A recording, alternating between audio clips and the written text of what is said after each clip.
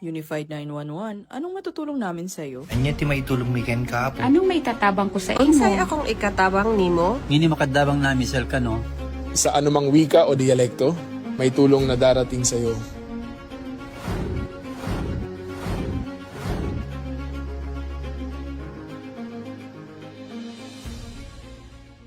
Lilingkod sa bawat Pilipino at magbibigay ng tamang impormasyon para sa tahimik at maayos na Pilipinas. Police News Network, alagad ng batas, tagapagtaguyod ng balitang pulis, sandigan ng mamamayan, patnubay ng katotohanan. La Campo Crame, maghahatid ng pinakahuling kaganapan at nagbabagang balita. Ito ang PNN Police News Network. At ngayon, ang inyong mga tagapagbalita. Magandang araw, bagong Pilipinas. Ako yung alagad ng batas, tagataguyod ng balitang pulis. Ako po si Patrolman Justin Mamolo ng PNP Drug Enforcement Group. Maghahatid sa inyo ng tamang balita, kwento ng pulis at serbisyo para sa mamamayan. At ito ang PNP News Online. Ang pangunahing balita ng Police News Network. Alagad ng batas, tagataguyod ng balitang pulis.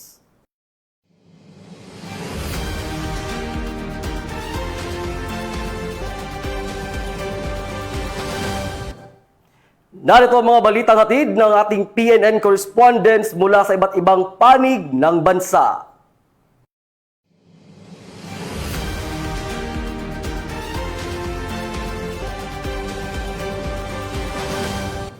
Mahigit 43 million pesos na halaga ng cocaine naharang at nasabat ng mga otoridad sa NAIA Terminal 3. Yan ang balitang tinutukan ni Patrolwoman Maria Sara Bernales.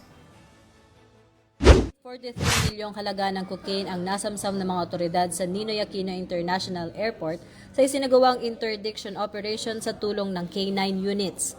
Ayon sa Philippine National Police, nadiskubrang ilegal na droga sa bagahe ng isang babaeng overseas Filipino worker na dumating sa bansa mula Brazil matapos magbigay ng alert signal ang K9 dogs habang isinasagawa ang screening ng mga bagahe. Pinuri ng PNP ang mahigpit na koordinasyon ng iba't ibang ahensya kabilang ang Aviation Security Group, Bureau of Customs at PIDEA na nagresulta sa matagumpay na pagkakasabat ng ilegal na droga at pagpapatibay ng seguridad sa mga paliparan. Ito ang bagong PNP para sa bagong Pilipinas, serbisyong mabilis, tapat at nararamdaman.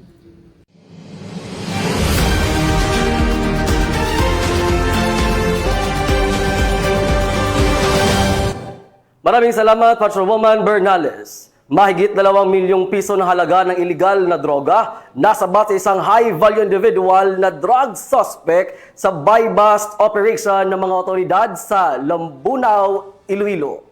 Nakatutok dyan si Patrolwoman Glidel Astrologo. Matagumpay na naaresto ng Provincial Drug Enforcement Unit ng Iloilo Police Provincial Office sa pamumuno ni Police Major Dadji Dilema, Chief ng PDEO, ang isang newly identified high-value individual sa isinagawang anti-illegal drug buy-bust operation sa Barangay Madarag, Lambunao, Iloilo. Nito lamang ika-24 ng Enero taong kasalukuyan. Kinilala ang naarestong suspect sa alias na Kubo, 42 taong gulang, biyudo, magsasaka at residente ng nasabing barangay. Ayon sa IPPO, nagsimula ang operasyon matapos makatanggap ng mapagkakatiwalaang impormasyon mula sa mga concerned citizens ng Lambunao, Iloilo. Halos 1 buwan itong isinailalim sa masusing validation ng PDEU na nagpapatunay sa pagkakasangkot ng suspect sa iligal na droga. Sa operasyon na kumpiska ng mga operatiba, ang humigit kumulang 350 gramo ng hinihinalang shabu na may tinatayang standard drug price na umaabot sa 2,380,000 pesos. Sa kasalukuyan na sa kustudiya ng Lambunao Municipal Police Station ang suspect para sa tamang disposisyon at maharap sa kasong paglabag sa Republic Act 9165 o ang Comprehensive Dangerous Drugs Act of 2002. Pinuri naman ni IPPO Provincial Director Police Colonel Bayani M. Razalan ang mahusay na performance ng PDEU at iginiit na patunay ito ng matibay na paninindigan ng PNP na paigtingin ang kampanya laban sa iligal na droga sa buong lalawigan ng Iloilo sa pamamagitan ng nagkakaisang aksyon ng Philippine National Police at ng mamamayan. Masisiguro ang isang mas ligtas, mapayapa at drug-free na komunidad para sa lahat ng Ilonggo. Mula dito sa Police Regional Office 6, ako ang inyong Police News Network Correspondent, Patrolwoman Glidel Astrologo, alagad ng batas, tagataguyod ng Balitang Pulis. Maraming salamat, Patrolwoman Astrologo. Korean national arestado sa kasong rape sa operasyon ng kapulisan sa NAIA Terminal 1. Muling nagbabalita dyan si Patrolwoman Maria Sara Bernales. Dinakip ng mga operatiba ng Philippine National Police ang isang Korean national na kabilang sa talaan ng most wanted persons kaugnay ng kasong rape sa isinagawang operasyon sa Ninoy Aquino International Airport Terminal 1. Isinalibi ang warrant of arrest ng mga tauhan ng NAIA Police Station at Manila Police District Women and Children Concerned Section kung saan walang inirerekomendang piyansa ang korte para sa pansamantalang paglaya ng suspect. Ayon sa PNP, ang pagkakaaresto ay patunay ng mahigpit na pagpapatupad ng batas at pagrespeto sa otoridad ng hukuman at binigyang diin na walang sino man na maaaring umiwas sa pananagutan sa ilalim ng batas. Ito ang bagong PNP para sa bagong Pilipinas, serbisyong mabilis, tapat at nararamdaman. Maraming salamat, Patrolwoman Bernales. Malaking drug laboratory sinalakay ng kapulisan sa Caloocan. Higit sa 1 or 10 million chemical sa paggawa ng iligal na droga kumpiskado. Magbabalita dyan si Patrolwoman Fe Marie Octaviano.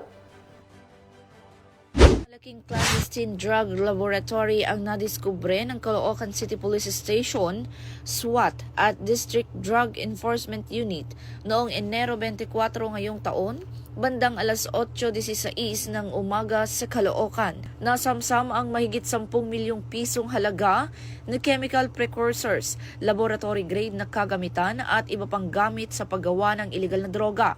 Ang operasyon ay sinagawa laban sa isang suspect na may kasong paggawa ng dangerous drugs sa ilalim ng RA 9165.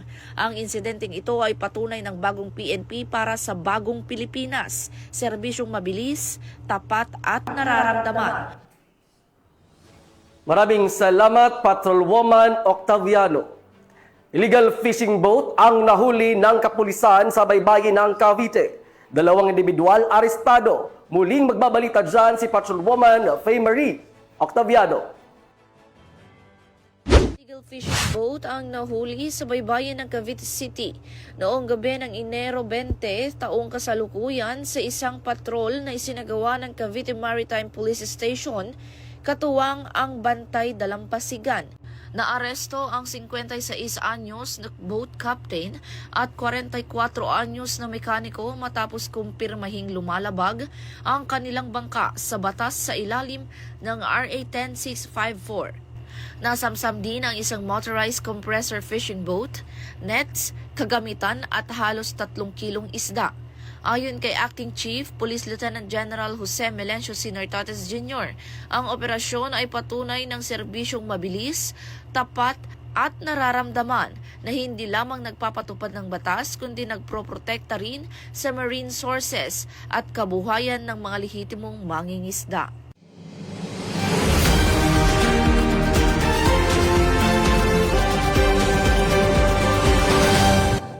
Maraming salamat, Patrolwoman Octaviano. Isa na namang tagumpay ang naitala ng pulisya matapos ang isang bypass operation ng kapulisan sa Daet, kung saan naaresto ang isang high-value individual at nakumpiska ang mahigit 2 milyong piso na iligal na droga. Patrolwoman Maria Sara Bernales sa report. Notorious tulak ng droga ang itinuturing high-value individual ang naaresto ng mga operatiba ng pulisya sa isinagawang bypass operation sa Barangay Lagon, Daet. Nasamsam mula sa suspect ang humigit kumulang 310 na gramo ng hinihinalang shabu na nagkakahalaga ng 2.1 milyon, kasama ang marked money na ginamit bilang ebidensya sa operasyon. Ang suspect ay sinampahan ng kasong paglabag sa Republic Act 9165 o Comprehensive Dangerous Drugs Act of 2002 at kasalukuyang nasa kustudiya na ng pulisya para sa ukulang investigasyon at disposisyon ng kaso. Ito ang bagong PNP para sa bagong Pilipinas, serbisyong mabilis, tapat at nararamdaman. Maraming salamat, Patrolwoman Bernales. Sa pinaigting na kampanya ng PNP kontra smuggling, nasamsam ang mahigit 600,000 na pack ng illegal na sigarilyo sa pinagsanib puwersa ng PNP, Highway Patrol Group at Bureau of Internal Revenue sa Metro Manila. Patrolwoman Marie Octaviano magbabalita. Nasamsam ng Bureau of Interior Revenue at PNP Regional Highway Patrol Group NCR ang truckloads ng illegal na sigarilyo matapos ang operasyon sa Metro Manila. Umabot sa mahigit 600,000 packs ng sigarilyo ang nakumpiska, nalulan ng hindi bababa sa 3 truck. Ayon kay Police Lieutenant Colonel Joey Case, natunto ang imbakan ng mga sigarilyo matapos maaresto ang 2 Chinese national na sangkot sa bentahan sa Quezon City. Napag-alaman ng BIR na walang internal revenue stamps ang mga produkto, paglabag sa National Interior Revenue Code. Tinatayang aabot sa 516 milyong peso excise tax deficiency, kasama ang penalties at surcharges ang mga nawawala sa gobyerno dahil sa illegal na kalakalan. Patuloy ang mahigpit na operasyon ng mga otoridad laban sa illicit trade bilang bahagi ng bagong PNP para sa bagong Pilipinas. Serbisyong mabilis, tapat at nararamdaman. Maraming salamat, Patrolwoman Octaviano. Mahigit 5 milyong piso na halaga ng smuggled cigarettes ang nasamsam sa operasyon ng PNP Mandaue. Suspect arestado. Ibabalita yan ni Patrolwoman Maria Sara Bernales. Ng Mandaue City Police Office ang mahigit sa 5.2 milyong halaga ng smuggled cigarette sa isang operasyon sa Barangay Look, Mandaue City. Ayon sa pulisya, higit sa 2,000 rims ng iligal na sigarilyo na may tatak na Alpha, King Bravo at Famous ang nakumpiska mula sa suspect na kinilalang si alias Hamed, residente ng Zamboanga City, na kasalukuyang naninirahan sa lugar. Sinabi ni Police Lieutenant Colonel Mercy Vilario, tagapagsalita ng MCPO, na ang matagumpay na operasyon ay bunga ng mahusay na interagency coordination at intelligence-driven operation ng PNP upang matunton ang iligal na aktibidad. Nasa kustudiya na ngayon ng pulisya ang suspect at haharap sa kasong paglabag sa Customs Modernization and Tariff Act, patunay ng patuloy na pagsisikap ng PNP laban sa smuggling at iligal na kalakalan sa lalawigan. Ito ang bagong PNP para sa bagong Pilipinas, serbisyong mabilis, tapat at nararamdaman. At yan ang nakalap na balita ng ating mga PNN correspondents mula Luzon, Visayas at Mindanao. Sa ngalan ng pamunuan ng Philippine National Police sa pangunguna ni Acting Chief PNP, Police Lieutenant General Jose Melencio Nartates Jr. at sa pamumuno ni President Ferdinand Bongbong Marcos Jr., kami ay maglilingkod sa bawat Pilipino at magbibigay ng tama at balansing balita. Mula rito sa tanggapan ng tagapag-ugnay ng pambansang pulisya, kami ang inyong alagad ng batas, tagataguyod ng balitang pulis. Ako ang inyong tagapag-ugnay, Patrolman Justin Mamolo ng PNP Drug Enforcement Group. Maghahatid ng tamang balita, kwento ng pulis at serbisyo para sa mamamayan. At ito ang PNP News Online. Ito ang bagong PNP para sa bagong Pilipinas. Serbisyong mabilis, tapat at nararamdaman.